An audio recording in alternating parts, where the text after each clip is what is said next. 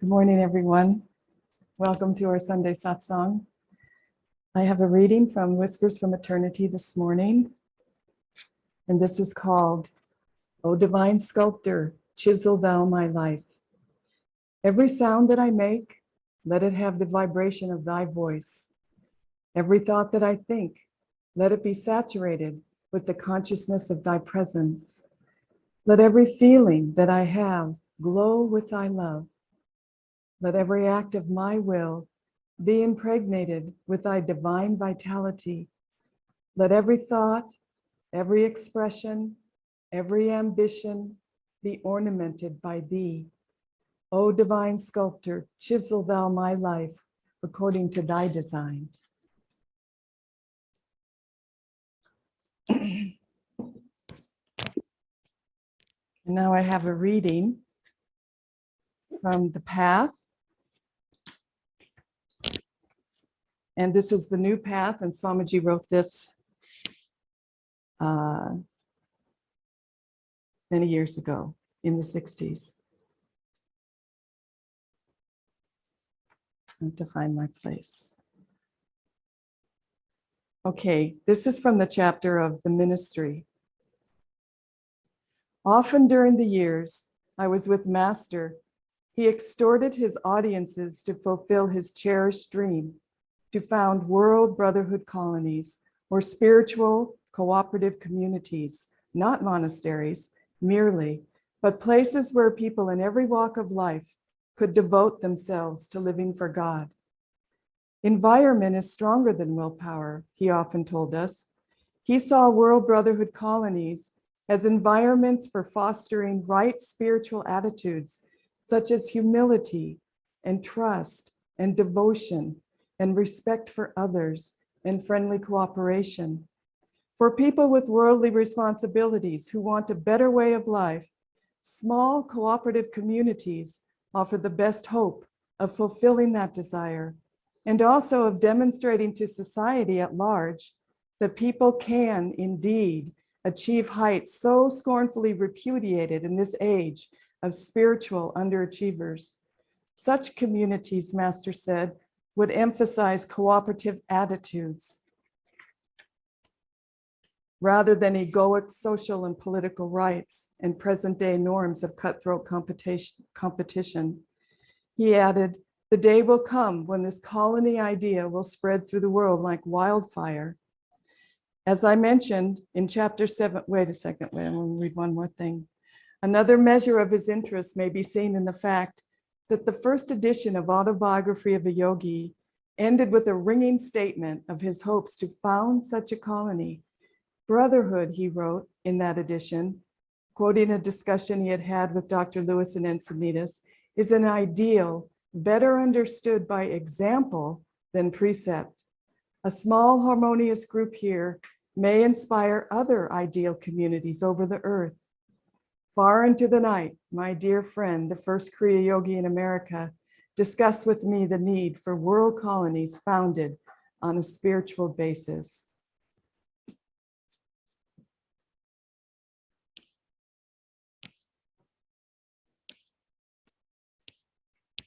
And Swamiji used to read that passage to us very often. And he wanted to instill in us the desire, not so much to build communities, which is the ideal end result of this, but to find God in this lifetime and share that. And Master came into this world during Dwapara Yuga, and the great ones that came right before him, Ramakrishna, and all those saints, Swami Ramana Maharshi, Ananda Ma, all of these saints came in during a time when the world was going into a period of great turmoil. Why did they do that? All these great masters came in right at the beginning of Dwapara Yuga. It's because the light is so necessary now on this planet. It's because love is so diminished in the hearts of materialism, people's materialism, right now. And they saw that it was going to get worse. And they came in with this powerful message of Kriya Yoga, of finding God and sharing him with everyone. So when I think about the spiritual path, and I think about what Swami would tell us about spiritual communities and what Master would say over and over and over again in all of his talks about spiritual communities, he said, it's going to be the wave of the future. He said, it's going to be the wave of the future. And maybe we won't see it in our lifetime. He didn't put a date on the future, but what these great masters did, and what Master did and what Swamiji did, is that they planted seeds. They planted the seeds. They planted the seeds of Kriya Yoga in the hearts of men that are craving a harmonious relationship with God. They planted the seeds of education. The first thing Master did was he started a school because he wanted to start with the young people, to give them an opportunity to be able to develop in a positive, spiritual way, balanced human beings who could know themselves and share that gift of their individuality into this world, so that the children grew up knowing who they were and knowing what they wanted and knowing that God was the answer. So Yogananda started with the young children. And then he went and he tried to start a community. That didn't work. He started it in Encinitas. That didn't work because the parents, he used to say, us four and no more. They had their families, they were going to focus on the family. So there was no sort of branching out and opening up and helping other people. It was more, let's help ourselves, which was a natural progression after the Depression and the Second World War. In the First World War, people were not ready to do that. And then along comes Swami, and Swami takes that one teaching of Yogananda, and he said, I'll do it. I'll do my best. I'll try. I don't know how it's going to happen. And I don't even have a blueprint, and I don't know what to do, but I'm going to try to fulfill that wish of my guru in this lifetime. And he heard Master over and over again say, spiritual communities are the wave of the future. Nobody knew what a spiritual community was. It wasn't just a church where you go on Sunday and you maybe make a donation in the donation box. It was people sacrificing their own personal desires to live amongst people of like mind that want to find God and to share God. Many communities started in the 60s. In the 60s, people were disillusioned. There was so much happening, the assassinations, the civil rights, the Vietnam War. The young people in that time, which was us, were very enthusiastic and very optimistic about the future. And we would hold our signs and we would march against the war, and we would, we would do all the things that decade told us to do. But then in the end, nothing happened. Nothing changed. It all went back to normal, just the materialism and the egoic living and the violence. So a very few of those souls searched so longingly in their hearts for something different in their lives. And they were young. They were in their 20s. They had graduated from college. They had tried out the world. And at a very young age, they decided, what is it? Where can I go? What can I do? How can I find meaning in my life? And so one by one, and literally one by one, they started seeking God. And Swamiji was in San Francisco at that time. And the first one was Jyotish, Nayaswami Jyotish. And he came and he knocked on the door of Swami's house. And the first thing Swami said was, can you help? He didn't ask him his name. He didn't ask him where he was from or what he wanted. Did he want to take a class? He said, can you help? And that's been the mantra of Ananda ever since. Can you help? Can you help in any way you can? Can you serve? Can you be right where you are and reach out to those that might need you? Any way you can you help? And so one by one, then they went up to started the community in the mountains there.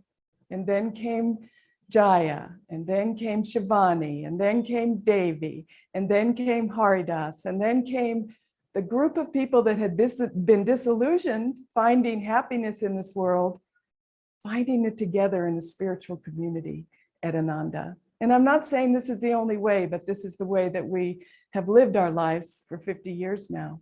And so they came, and they didn't come to buildings and a beautiful retreat and a well-run organization and a good schedule to be on. And they didn't even have group sadhanas. They didn't know what they were doing. But they sat and they listened to Swamiji, and they felt the truth of his words and the sincerity of his words and his heartfelt plea to let's find God. That was Swami's message. Let's find God together. That's what a community is. Let's find God together. He didn't say we're going to do this and this and this. He just said, let's meditate and ask our master what we should do. What should we do? And so hour by hour, day by day, month by month, year by year, Ananda developed. But what was developing? What was really developing was a strong magnet of love for God. Because every single day we did sadhana together. Every day we served God. We didn't know what we were going to do. People came, Jyotish and Devi, they didn't know. Nobody knew what to do. But we did know that we wanted happiness inside. And we had an increased joy of living this way, of making the sacrifice of giving up the material world and living together and trying to figure out from the inside out what was trying to happen. What did Master want us to do? What was Divine Mother's plan for us? What did it mean, spiritual community? So the community had been formed in the heart before anything else had been built. It was a very wonderful time at Ananda. And Devi just told a beautiful story this morning. And she said when she came, everybody lived in tents. Hari lived in a treehouse. There was benches that people lived on, they slept on. It was literally nothing there. It was just created, but still they meditated every day. And she was going for a walk in the forest, and there was this little tent out in the forest, and her very good friend was in the tent with the harmonium, chanting away all by herself, chanting to Divine Mother, chanting to Master, Anandamoyama, all the saints. And Devi was just taken so aback, and she thought, this is why I'm here. Because many times in those early days, you would look around, why am I here? All my friends are becoming doctors and attorneys and bankers and this and that and mothers and they have families. Why am I here? What's my life about? But again, there was this growing joy of tuning into the Guru, tuning into Swami, and meditating every day. And then it didn't matter if we knew why we're here. We knew we wanted to find God together. It was a spiritual family that was developing. So beautiful. And that's what Ananda is. That's what it is here in India. And the darkness never left. It's been building. You can feel it over the years. It's building, building, building. These wars and this materialism and this, it's just, people are not happy. They're on social media. I don't know. The whole thing is very dark. But think of what the Gurus brought. The light is so much darker that it's just astounding. When you sit in meditation and you see that light at the spiritual eye, and you hear the Om, and you feel the presence of the Guru, what can touch you? Nothing can touch you. Only Divine Mother will touch you. And when Swamiji made me a minister, he said, learn to receive. Learn to receive. And he said, when you work with people, ask Divine Mother to work through you. And that's his gift to us, to all of us. We need to receive the love of Divine Mother, which is there. It's so prevalent. It's so, it's just omnipresent. It's everywhere. Divine Mother's love. We need to receive that. We are worthy, no matter who we think we are or what we're not. what we've accomplished, what we haven't, what we're going to accomplish. None of those things matter to Divine Mother because Divine Mother's love. And we are that love. And so we started growing and meditating and living together. And now look where Ananda is. It's all over the world. There's so much light. There's so many spiritual communities, meditation groups, schools and Sunday schools and classes that are going on. So much because people have taken that message of Master, of building spiritual community, and made it a reality in this world. And this is why the gurus came during this time. They had to. This was the time when virtue was very small and vice was very big. That's when the gurus come. And that's why they're here. That's why Swami's here. That's why we're here. Swamiji used to tell us that Master told him that he had a great work to do. And Swamiji never thought about himself as a great leader of a community and all of the things he did. And he said, Rajasi told him, you have a great work to do too. And he said, and God will send you the help that you need. And he would often tell us, you are my helpers. He sent me my helpers. Divine Mother sent me the helpers. And so even if one or two people take it into their hearts to see this spiritual journey that we're on together as something that can not only make the world happier, but can make you happier, then Master has succeeded. He said that he used to speak to thousands in the biggest halls of the country in the United States. And then people would say, oh, look at all the people that came. Isn't that wonderful, Master? And he would say, 1,000 come, but one will stay. And it proved to be true. They came as ones and twos to Master too. Sister Durga Mata, Daya Mata, Rajasi, Jnana Mata, one by one they came. And they created a fire of love for God within their hearts and a passion for serving this world in this way. And why it's so important to understand about seva. It's very easy. People would say, well, why doesn't Ananda do more social activities? Why don't you go out and build hospitals and do this and help the poor? And there's so much need. And Swamiji would say, and Master would say, we have to first get very strong in God because we want to give God. That's our path. We just don't want to take care of the physical, which we do, but we want to infuse people and souls with the desire for God. That will help people more than anything else. And today, the talk that they were giving in Calcutta, one of the questions was this.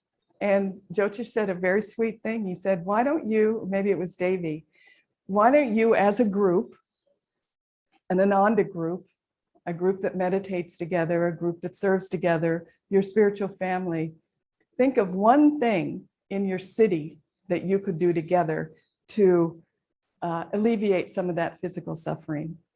But do it as a devotee of Master. Do it as a disciple, as a lover of God, and keep that primary. But then just think of one thing and do it together and just see how powerful that would be. One person can do a little, but we can do a lot if we serve together. So the world will tell you, you know, what you're doing is ridiculous. You won't get much support from people that are really still convinced that this world is going to give them their happiness. And that's fine. Everybody's where they're at.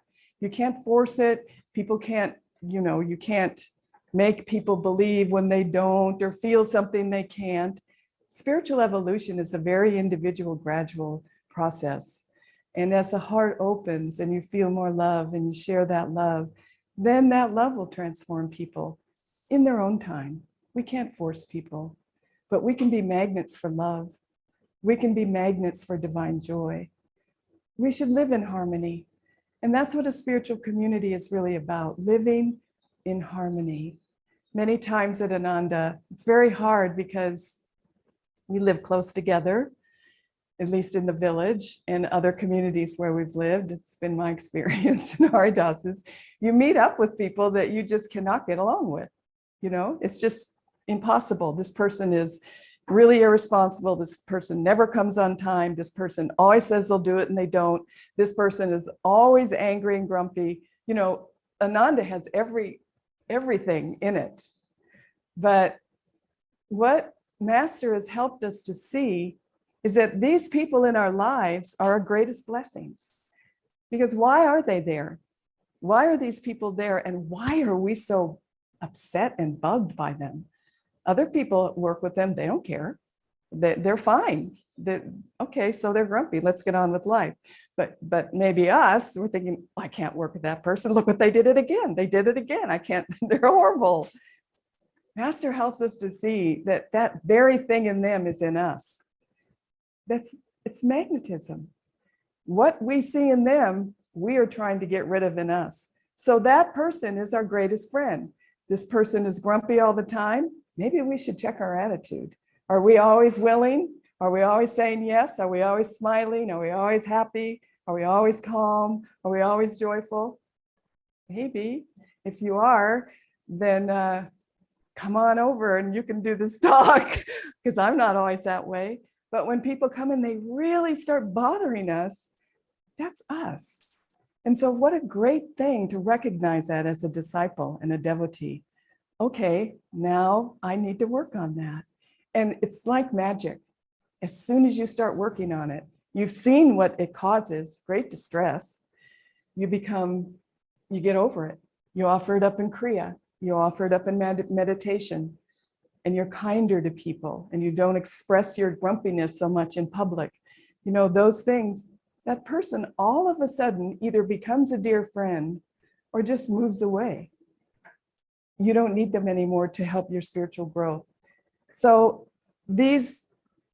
that's what it means to live in harmony. Don't push life away. Don't push people away. Don't push circumstances away. Don't push challenges away. Look inside yourself and see, what is it in me that's resisting? Why am I resisting this? And then open up and receive. Receive love. Receive joy. You'll find it in so many different places if you give it. And you begin to see that you are the one that is responding in a positive way. When you respond in a loving way, that love will come back to you. We know these things. Living them is very difficult, because some of these habits are very strong in us, and we cannot just say, okay, this is a grumpy person, I have grumpiness, okay, it's over. No, you have to work on it every day until you are free inside. But this is where the guru comes in. This is the karma that the guru takes. If you pray to the guru and you say, help me, I can't get past this. This is really blocking my energy. I want to feel your presence. I can't. He will help you, and he will put you in those circumstances where you will be able to work out your karma in a gentle way, a supportive way, a way with love surrounding you, and then you will be free from that. The spiritual path is long. The spiritual path is not easy, but the spiritual path is something that we are all on, and our destiny is freedom. Yesterday we had a beautiful discipleship ceremony. It's the first one we've had since the COVID shutdown. And there were just lovely souls here. And it was so beautiful to see the devotion and the dedication and the hopefulness and the love for God in their faces as they made their offerings at the altar and took the vow. So beautiful. And we might take these things for granted, but for each individual soul there, they were making a commitment. I will live for God. I will live for Guru from here on out. From this moment, when I take this vow, I will live for my Guru and for Divine Mother. And we've all made that. We've all had our discipleship. We've all taken the vow. We've all received the Diksha from the Guru. We should remember that time. We should look back and remember the anticipation we had to become a disciple, and the beautiful feeling that came over, and the joy and the love of Divine Mother on that special day. We should remember those times. Keep them strong in your sadhana. because those are the times that will see you through the challenges that are inevitable. They're going to come. We might as well just open up and let the guru work through us. So a spiritual community is something of the heart. It isn't buildings, great organization, perfect schedules, any of that. Spiritual community is the bonding of the soul to the guru, the bonding of the guru to Divine Mother. That's what a spiritual community is. And then Divine Mother and the guru work through us, and then we share that. And there's maybe one soul that might be touched in our life, a sincere soul that will see you as the channel for that love. And they will open up to the guru, and they will open up to Divine Mother. And you don't have to go very far. They're in your family, they're in the street, they're at your workplace, they're everywhere. But for Ananda, even as disciples, we need to be even kinder to each other than we are to just people that are not on the spiritual path. We need to be kinder because everybody is trying so hard. Everybody wants God. They wouldn't be here if they didn't. Everybody that walks through that door wants a better life. Everybody. Everybody wants to be happy. So why can't we facilitate that? Why can't we be kind to one another? Why can't they see the joy of living together in a spiritual community and be able to benefit from the joy that we've received? This is what we're trying to do. And at Ananda in the early years, there was so much joy without anything. And then we built the houses, then we built the church, and then we built this and this and this, and it's all growing and it's all wonderful, but take it all away. And what do we have? We have the guru, we have one another. We'll always have that. Master said that we can be in a spiritual community because we've done this before. We've done it together before in the astral world. So bring it down. Let's do it again. It's a really wonderful life if we can just put our egos to the side and listen to Divine Mother within our hearts and say, what is it that you want me to do? What's trying to happen here? And then act on it. It takes courage. The families aren't going to like it. I'll share a story of my own. My father and mother were raised me Catholic from a Catholic background. We went to Mass every day before school. We said the rosary every Friday. We did the Stations of the Cross every Easter. We did everything, you name it, we did it. And it was wonderful. I didn't mind that. But that gives you an idea of the climate of the Catholicism that I was raised in. So when I joined Ananda, needless to say, they were shocked. Where are you going?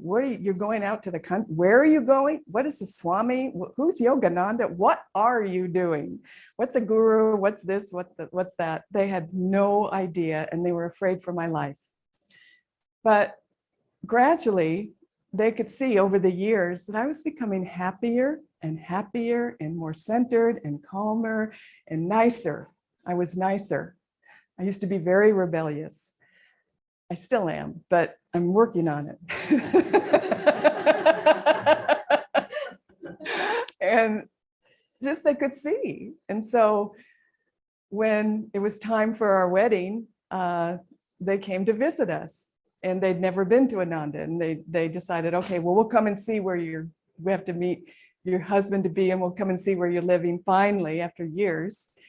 And so they came, and I was living in this old cabinet shop that I put together with a bed and over here and a little water jug over there. There was nothing in it, and there was just nothing there. And so I had borrowed a table from my friend, and I put it in the middle of the room, and I put a tablecloth and a candle on it. It was very fancy. So they drove up to this cabinet shop, and I said, well, there's my house. And my mom said, where? I don't see a house. I said, well, that's my house, that cabinet shop. So she kind of went back into her spine, and, so then they went in, and I cooked this dinner for them, and Haridas was there. And so then we're having dinner. And so this is just a funny story. So my dad said he wanted to go to the restroom. Well, there was no restroom. But we only had one door in the inside of my cabinet shop. And so my dad said, well, where's the restroom? And so Haridas didn't say a word. He just got up and he walked over to what was supposed to be the bedroom. And he took the door off the bedroom and he went over here like this and he put the door on the bathroom. He said, well, there's the restroom. You go outside once you open that door. And my father, who's a very refined person, he was looking at him going, oh my God, it just was the funniest thing. And so that's what they had to contend with, my poor daughter. What is happening to her life? But this is the way we lived, but we were so happy, And so they felt it. And at the wedding, they were there for the wedding, and Swamiji did our wedding. And it was beautiful. We did the fire ceremony and all of the Indian parts of it. And it was just a beautiful wedding. And at the end of it, my dad and Swamiji met my parents. My dad came up to me and he said, I don't know what you guys are doing, but I have never felt such joy and sincere people in my whole life in one place. He was astounded by the sincerity of the souls and the genuineness of the people and the sweetness and the love and the kindness. This is Ananda. This is Ananda. And later on in life, we actually taught my dad how to meditate. We gave him the Hong Sa technique, and he went to Mass, and he said there's a part of the Mass where it says, okay, let's meditate. And then everybody opens their eyes and looks around and, just thinks it's a social hour. But my dad said, I closed my eyes and I did the Hong Sa technique. And he said, that's the first time I felt the presence of God. It's like Divine Mother blessed him with that. This is what you need to do. You need to go inside. You need to meditate. Your love for God will carry you through. He was very devoted, but Master gave him that blessing. And so this is what the Guru does for our families. If we are sincere and courageous and we keep on going no matter what anybody says, he will bless your family. He will bless your life. He will make you feel so satisfied inside that you never want to step out of that light. You never want to, because that light is the only real thing. It's the only reality. And when this world is over and the darkness descends and the light ascends, then we will see, because it is ascending. And it is ascending in each one of our hearts. We are growing in that light. And remember what Master said when he came back. Swamiji came back from a class in Hollywood Church, and Master was walking up and down at Mount Washington, and he was listening to that beautiful chant he had just written, what lightning flash, what lightning flash. He was listening to it over and over, this recording, and he was in ecstasy. And Master said to Swamiji, if only you could see how beautiful you all are. If only you could see. You are all made of light. Everything is light. And you are that light. You are so beautiful. And so with that, I would like to end, and just as Divine Mother and Master sees us as light, let's see one another as light. Let's see our lives filled with light. And everyone we meet, everyone that has been given to us in this world as a responsibility to share that light, let's take on that responsibility. Let's be the beacon of light, and let's share that light. It's not about us. It's about Divine Mother working through us. It's let your ego to the side. And one day we will all, as the chant says, we'll be dancing in the light. Just holding hands and dancing in the light forever. And we'll know it, and we'll be awake in God. That's what's important in this life. So God bless you. And now we'll just repeat it after me. We'll do it 3 times. God's light is within me and around me. God's light is within me and around me. With the sword of faith in my hand. With the sword of faith in my hand. With the love of God in my heart. With the love of God in my heart. I am a warrior of light. I am a warrior of light. I join with my brothers and sisters everywhere. I join with my brothers and sisters everywhere. To overcome fear with faith. Overcome fear with faith, hatred with love, hatred with love, and disease with health. disease with health. Let us fill the world with God's light. Let us fill this world with God's light. A little more quietly. God's light is within me and around me. God's light is within me and around me. With the sword of faith in my hand, With the sword of faith in my hand, with the love of God in my heart, with the love of God in my heart. I am a warrior of light. I'm a warrior of light. I join my brothers and sisters everywhere I join my brothers and sisters everywhere to overcome fear with faith, to overcome fear with faith, hatred with love, hatred with love, and disease with health. and disease with health. Let us fill the world with God's light. Let us fill the world with God's light. And now silently taking it into the superconscious. God's light is within me and around me. With the sword of faith in my hand, with the love of God in my heart, I am a warrior of light. I join my brothers and sisters everywhere to overcome fear with faith, hatred with love, and disease with health. Let us fill the world with God's light. Om Shanti Shanti. Now let's close with a healing prayer. And call to mind all those you know who are in need of healing energy in their bodies, their minds, their souls. Include all those on our healing prayer lists, our Guru Bhais the world over, and souls in need everywhere on this earth. Let us fill the world with God's light. And please pray with me, Divine Mother. Divine Mother, Thou art omnipresent. thou art omnipresent. Thou art in all thy children. Thou art in all thy children. Thou art in all these souls. Thou art in all these souls. Manifest thy healing presence Manifest thy healing presence in their bodies, in their bodies, in their minds, in their minds, and in their and souls. in their souls.